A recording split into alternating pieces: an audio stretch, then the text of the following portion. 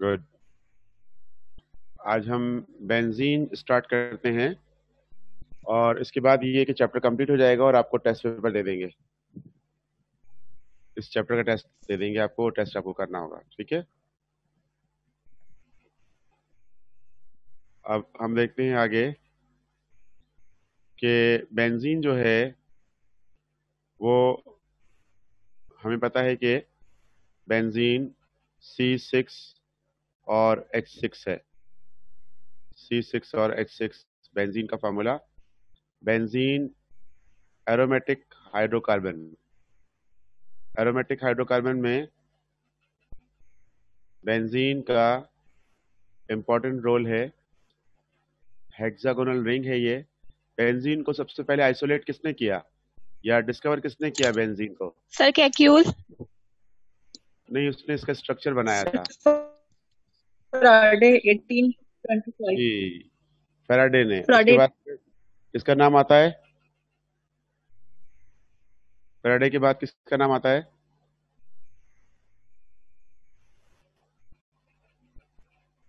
याद आ रहा है कुछ नाम? होफमैन का नाम आता है सर हॉफमैन। Yes sir. जी। तो ये जो है बेंजीन की आइसोलेशन में या डिस्कवरी में इनका नाम आता है। तो ये जो है बेंजीन बेंजीन जो है हाइड्रोकार्बन किस किस से बन सकता है? ये बेंजीन को हम बना सकते हैं एसिटिलीन से। Acetylene means ethyne. इथाइन का फॉर्मूला बताइए। Sir CH। इथाइन का molecular formula sir C2H।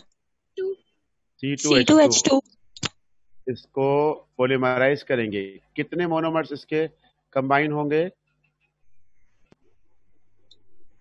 Sir 3 3। Monomer. ट्राइमराइज होकर ये बन जाएगा बेंजीन। जब इथाइन को हम ऑर्गेनो निकल से पास करेंगे, ऑर्गेनो निकल पाइप से पास करेंगे, तो ये बन जाएगा benzene C6H6 hexagonal ring. Ethyne या एसिटिलीन ये हमारे पास है गैस, जबकि बेंजीन है लिक्विड। इसका रिएक्शन मैकेनिज्म लास्ट टाइम लिखा था हमने, शायद आपको याद हो कि जब हमने इथाइन का पढ़ा था उसमें बोर्ड वाली पिक्चर से ये हमने यूज किया था। इस तरह से बोर्ड वाली पिक्चर में ये लिखा था। तो ये 3 मॉलिक्यूल इथाइन के और ये आपस में ट्राइमराइज हो जाएंगे और बना लेंगे बेंजीन। हर एक कार्बन के साथ एक हाइड्रोजन है और इसमें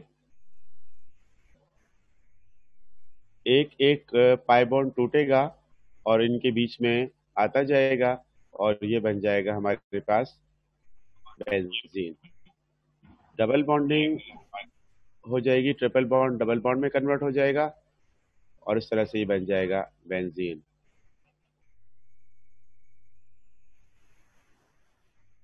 ये देखिए, आई होप आपको ऑलरेडी पता होगा। ये यहाँ से शिफ्ट हुआ, ये शिफ्ट हुआ और उसके बाद ये शिफ्टिंग हुई और इस शिफ्टिंग से ये बन जाएगा हमारे पास बेंजीन।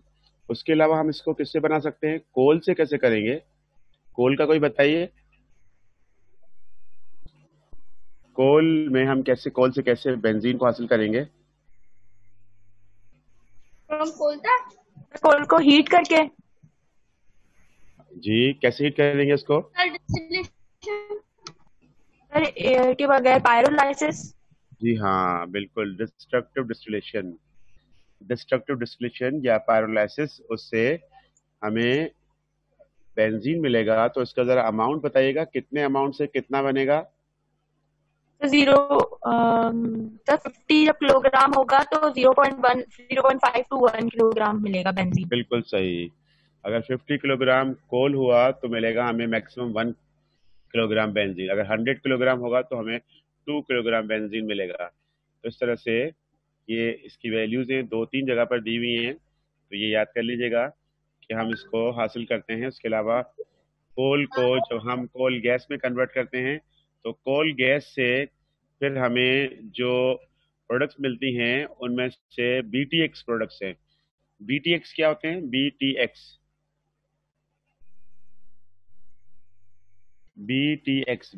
क्या होता है ये?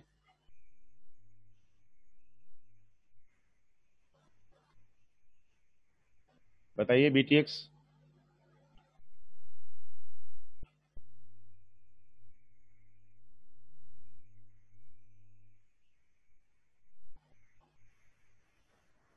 Hello. Sir benzene, toluene, xylene. Very good, benzene, toluene, xylene. ये बेंजीन ही की क्लास के कंपाउंड्स हैं। बेंजीन पर अगर एक मिथाइल होगा तो टॉलीन, दो मिथाइल होंगे तो जाइलीन।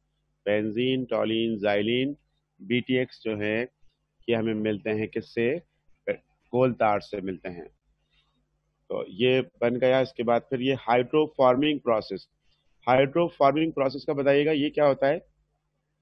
हाइड्रोफॉर्मिंग प्रोसेस कितना सर याद है वाटर आपको? फॉर्मिंग। सर नहीं वाटर नहीं फॉर्मिंग है। नहीं नहीं, बिल्कुल नहीं। हाइड्रोफॉर्मिंग में क्या आएगा? हाइड्रोफॉर्मिंग प्रोसेस। हाइड्रोफॉर्मिंग प्रोसेस हम इसको कहते हैं कि हमारे पास स्ट्रेट चेन जो है वो क्लोज चेन में कन्वर्ट होगी। Sir close chain, petroleum. जी हाँ, सर पेट्रोलियम से हाइड्रोजन गैस होती है। हाइड्रोजन गैस इवॉल्व हो जाती है इसमें, बिल्कुल। हाइड्रोजन गैस इवॉल्व हो जाती है। और जो है फिर हमारे पास क्या मिलेगा? और सर बेंजीन और बेंजीन। टॉलीन। बेंजीन और टॉलीन। टॉलीन से हम कैसे हासिल करेंगे बेंजीन को? टॉलीन से बेंजीन को कैसे हासिल करेंगे? सर CH3 रिमूव कर देंगे या फिर बिल्कुल हाइड्रोजन से आई सही, गेस रिएक्ट करवा देंगे। बिल्कुल ठीक। हाइड्रोजन से रिएक्ट करवा देंगे। जब हमारे पास टॉलीन होगा तो उस टॉलीन को हम क्या करेंगे? हम उसको जो है रिएक्ट करवाएंगे हाइड्रोजन के साथ, और हाइड्रोजनेशन रिएक्शन वाले कैटलिस्ट को यूज करेंगे, और हमें मिल जाएगा मीथेन, और मीथेन के साथ मिल जाएगा हमें बेंजीन। ये हम पहले मीथेन में कर चुके हैं। मीथेन में ये लिखा है रिएक्शन, और ये सॉल्व किया था। तो इस तरह से ये सर मीथेन ये फिर अलग से हो जाएगा। बताइएगा टॉलिन वाला। ये है टॉलीन, और ये हाइड्रोजन गैस है। इसमें हम कैटलिस्ट रखेंगे। कौन से कैटलिस्ट रखेंगे हम? जो हाइड्रोजनेशन में यूज करते हैं, निकल, प्लेटिनम या पैलेडियम। इनसे क्या होगा कि ये ब्रेक हो जाएगा मिथाइल। इसमें से एक हाइड्रोजन जाएगा इसके पास, मिथाइल के पास। ये बन जाएगा मीथेन, और एक हाइड्रोजन जो है बेंजीन पर जाएगा, और इसके पास जो है ये वैलेंसी पूरी हो जाएगी, C6H6 हो जाएगी। इस वक्त C6H5 है। तो इस तरह से बन जाएगा। इसको हम ऐसे भी लिख सकते हैं, C6H5 और साथ में CH3।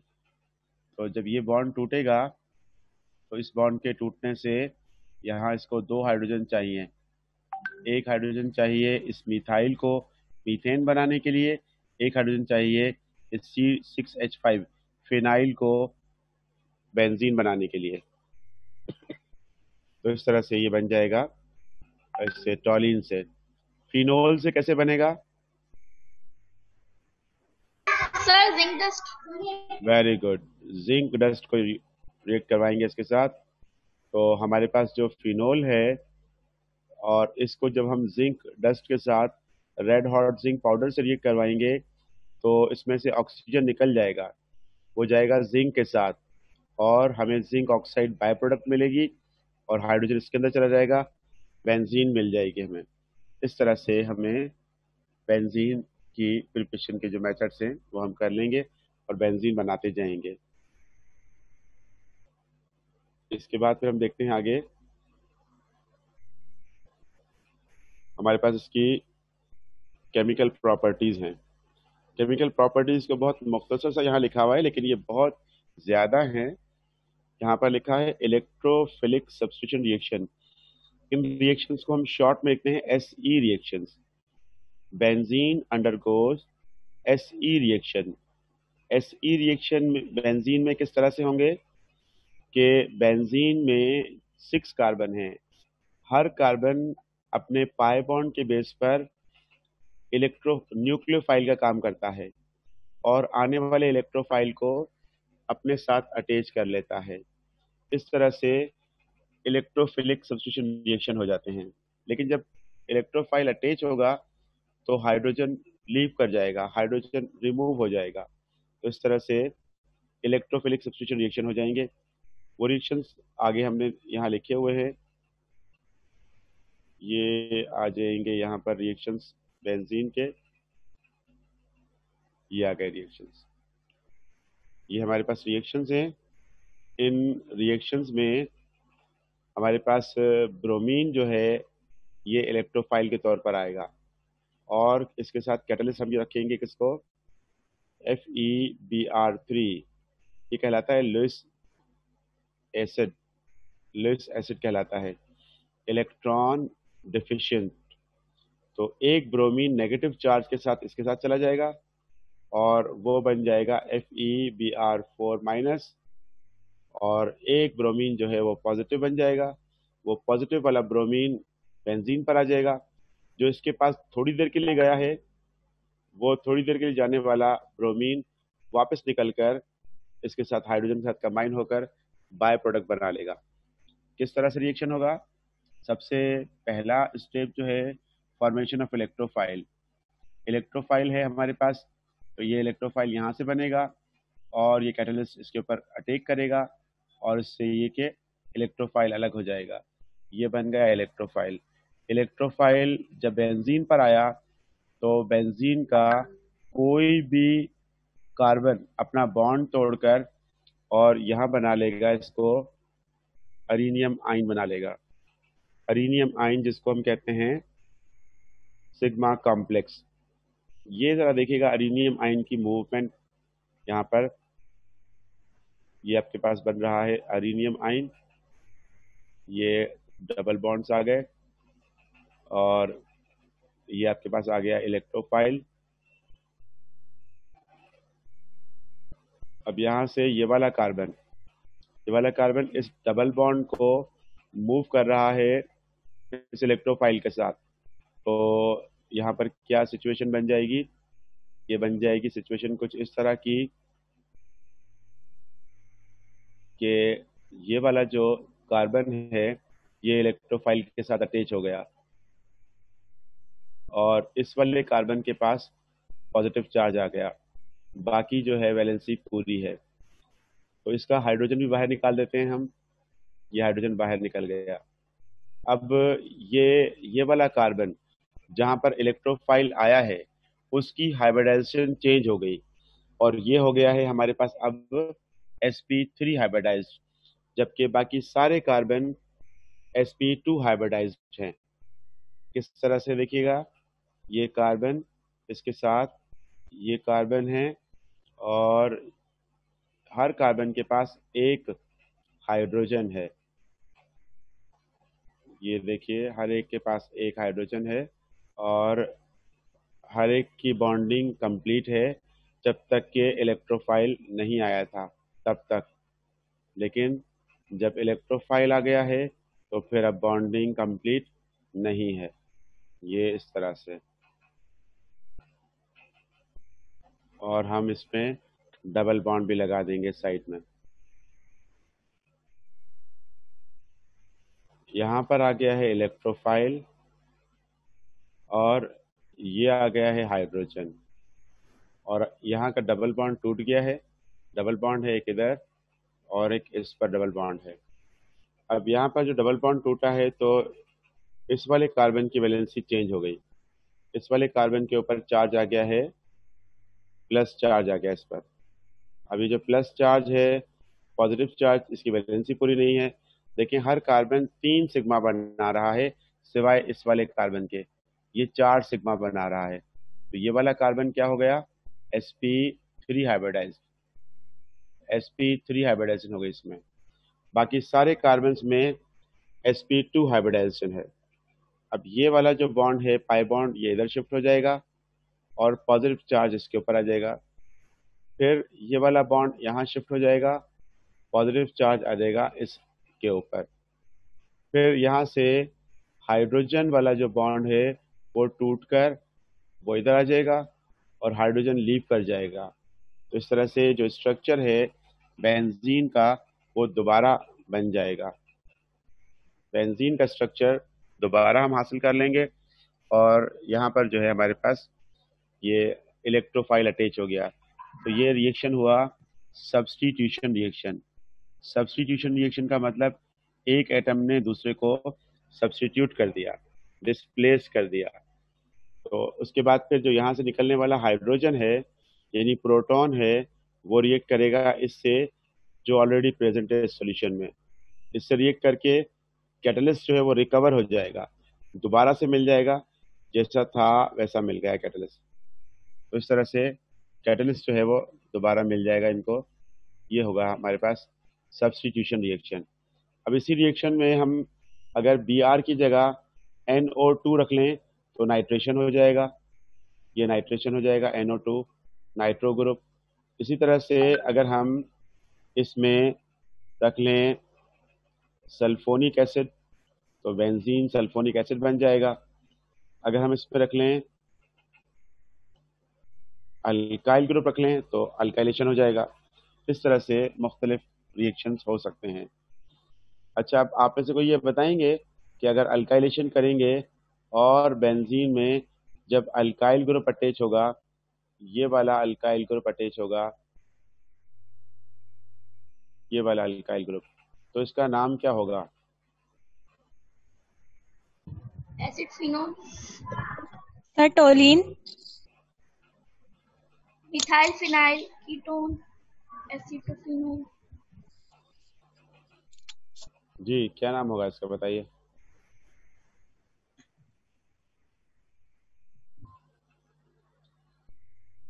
बेंजीन के ऊपर आइसोप्रोपाइल लगा हुआ है। Sir isopropyl benzene. Isopropyl benzene. दूसरा नाम बताइए हादिया। आइसोप्रोपाइल, हादिया एक और नाम बताइए, सी से आता है।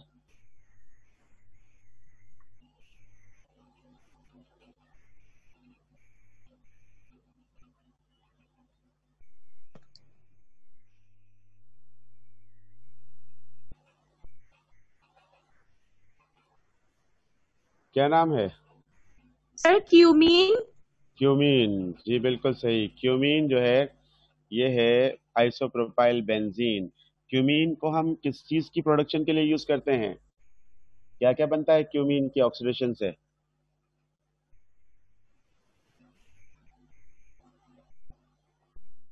याद है या नहीं? क्यूमीन को हम यूज करते हैं फिनोल बनाने के लिए और एसीटोन बनाने के लिए। फिनोल और एसीटोन बनाने के लिए हम इसको यूज करते हैं। ये इससे बनते हैं फिनोल और एसीटोन।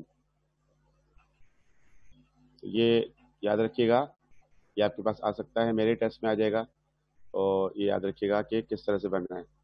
ये रिएक्शन था हेलोजिनेशन, फिर नाइट्रेशन दिया हुआ है, नाइट्रेशन का मैकेनिज्म दिया हुआ है, फिर सल्फोनेशन है, फिर अल्काइलेशन और एसाइलेशन हैं। ये रिएक्शंस हैं। आप इन रिएक्शंस को याद रखिएगा कि किस तरह से हो रहे हैं। अगर कोई पॉइंट समझ नहीं आया तो पूछ लीजिएगा। तो ये हो गए कौन से reactions? S E reactions, halogenation, nitration, sulphonation, alkylation और एसाइलेशन। इनमें एक पॉइंट और जरा ये देखिएगा, सबसे इम्पोर्टेंट पॉइंट ये हो सकता है कि आपको याद हो और हो सकता है कि आप भूल जाएं। हेलोजिनेशन, अल्काइलेशन और एसाइलेशन, इन तीनों में क्या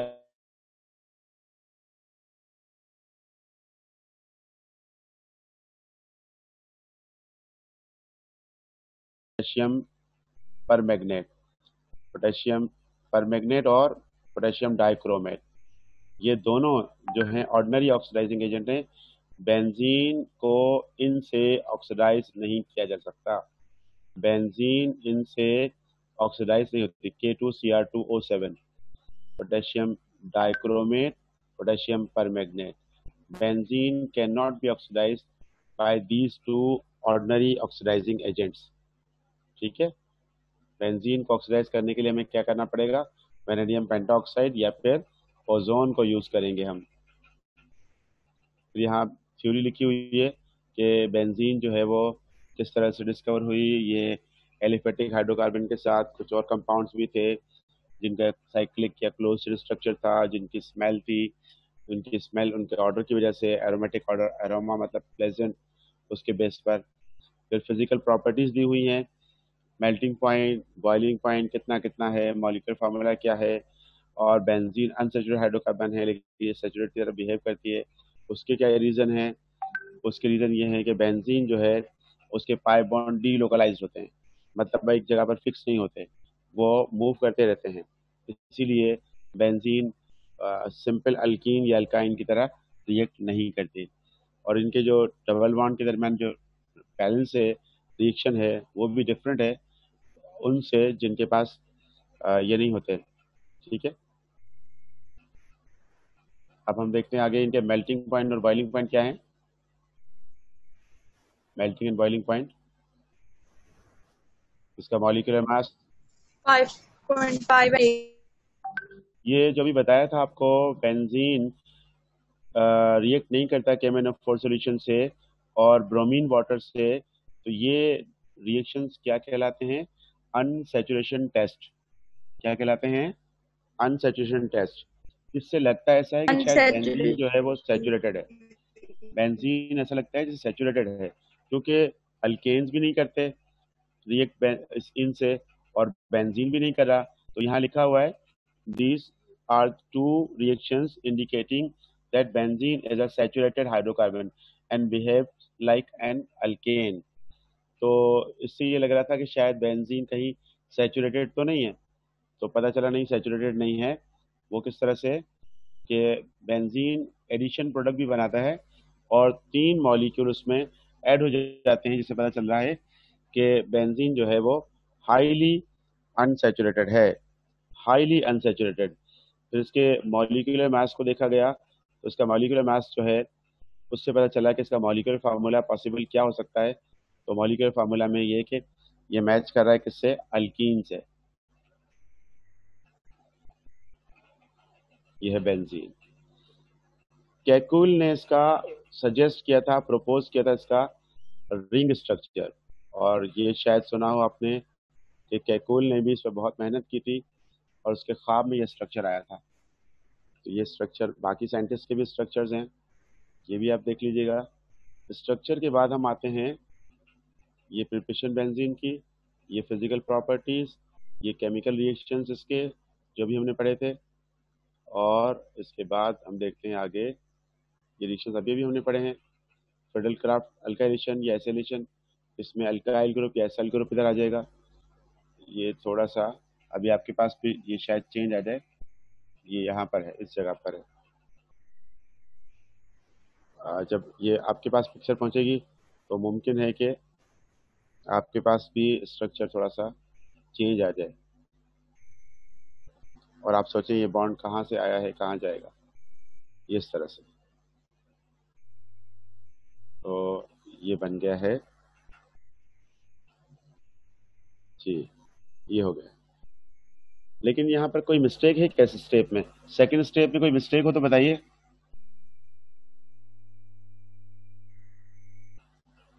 सेकंड स्टेप में क्या मिस्टेक है,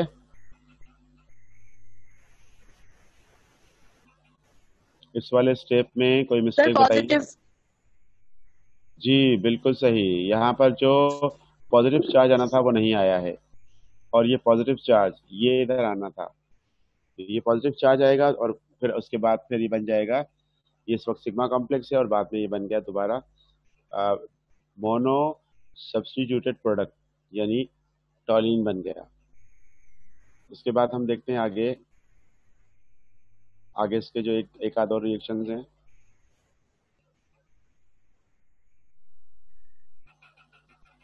बेंजीन का एरोमेटिक कैरेक्टर बताया है, ओरिएंटेशन बेंजीन, एक्टिवेटिंग और डीएक्टिवेटिंग ग्रुप। जी ये बहुत इंपॉर्टेंट टॉपिक, ये टॉपिक रह गया था। एक्टिवेटिंग ग्रुप वो जो बेंजीन की रिएक्टिविटी को बढ़ाएं, डीएक्टिवेटिंग वो जो बेंजीन की रिएक्टिविटी को कम करें। तो जितने भी ऑर्थो पैरा डायरेक्टर्स हैं वो सारे एक्टिवेटर हैं सिवाय हेलोजन के। मेटा डायरेक्टर्स जो हैं वो सब के सब डीएक्टिवेटर्स हैं। ये होता क्या है ortho Meta para, very good. Positions होती हैं, अगर एडजेसेंट बराबर वाली पोजीशन होगी तो क्या कहेंगे?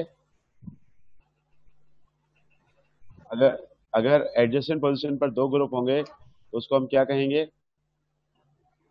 ऑर्थो। ऑर्थो। अगर अल्टरनेट होंगे तो मेटा। Opposite Meta. होंगे तो para. Ortho, Meta, para. Ortho, Meta, para. तो ऑर्थो डायरेक्टर्स जो हैं वो नए आने वाले को ऑर्थो और पैरा पर भेजेंगे, और जो मेटा डायरेक्टर्स हैं वो नए आने वाले को कहाँ भेजेंगे? मेटा पर। तो Meta directing, ortho para directing group कौन कौन से हैं ये याद करना पड़ेगा आपको। इसके बेस पर आपके पास बहुत ज़्यादा अच्छे रिएक्शंस आ सकते हैं, तो ये याद रहेगा। ऑर्थो पैरा डायरेक्टर्स एंड डीएक्टिवेटर्स, और ortho para directors and activators, ये है। और मेटा डायरेक्टिंग और डीएक्टिवेटिंग, मेटा डायरेक्टिंग में कोई भी एक्टिवेटिंग ग्रुप नहीं होता। मेटा डायरेक्टिंग ग्रुप जितने भी होते हैं वो सबके सब डीएक्टिवेटिंग ग्रुप होते हैं। ये भी याद रखिएगा, डीएक्टिवेटर कौन से और एक्टिवेटर कौन से।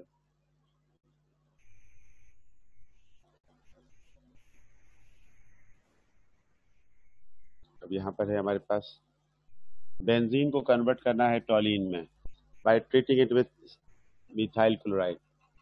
इसको हम टॉलीन में कैसे कन्वर्ट करेंगे? इस तरह से बेंजीन। अब बेंजीन में हमने क्या किया यहाँ पर? अल्काइलेशन।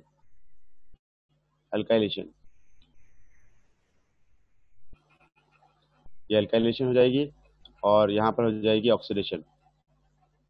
ऑक्सीडेशन से ये ऑक्सीजन से रिएक्ट कर लेगा, और ये हो जाएगा हमारे पास बेंजोइक एसिड। बेंजीन से बेंजोइक एसिड बना लिया। और बेंजीन से नाइट्रोटोलिन कैसे बनेगा?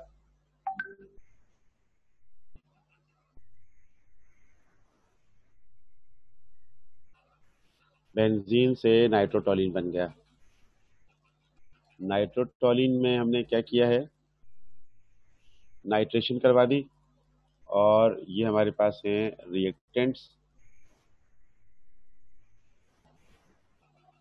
ये हो गए रिएक्टेंट्स।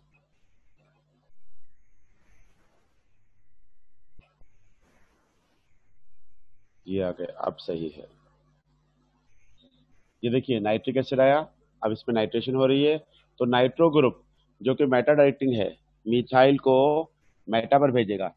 इस वाले स्ट्रक्चर में मिथाइल मेटा पर है, और बेंजीन जो है वो मेटा पर। ये एक दूसरे के मेटा हैं, एक दूसरे के मेटा का मतलब अल्टरनेट हैं। अल्टरनेट है तो ये बन गया Meta nitrotoluene from benzene. Benzene से कैसे बनाएंगे? याद रहे, टोलिन से हम नहीं बना सकते मेटा नाइट्रोटोलिन। टोलिन से क्या बनेगा? Ortho and para. वो क्यों? क्योंकि ये ऑर्थो पैरा डायरेक्टर हैं, तो ऑर्थो पैरा डायरेक्टर नए आने वाले को ऑर्थो पोजिशन पर ही भेजेंगे। तो ये हुआ। इसके बाद फिर आगे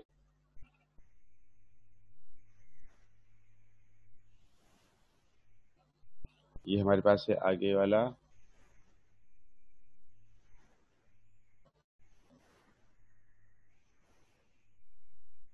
ये हो गया है हमारे पास। पहले अल्काइलेशन हुई, उसके बाद नाइट्रेशन में दो तरह से हो सकता है, एक ऑर्थो पर और एक पैरा पर।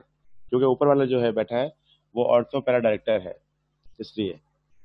तो ये इसके जो रिएक्शंस हैं ये आपको देखने हैं, समझने हैं। और ये हमारा हो गया है चैप्टर कंप्लीट। तो ये सारी फाइल आपको भेज रहा हूँ, इसमें से जो जो चीज़ें आपको समझ ना आए वो चीज़ें आप मुझसे पूछ लीजिएगा, ठीक है? और मैं अभी आपको ये शेयर करता हूँ, और अभी हम इसको एंड कर रहे हैं, और हम इसको जो है कंटिन्यू करेंगे कल। कल भी मेरा ख्याल है ऐसे ही कोई टाइम रख लें, 2 बजे का। इस वक्त थोड़ा बहुत नेट सही चलता है, उससे ऊपर तो नेट सही चलता ही नहीं है, ठीक है? Okay, thank you, best of luck.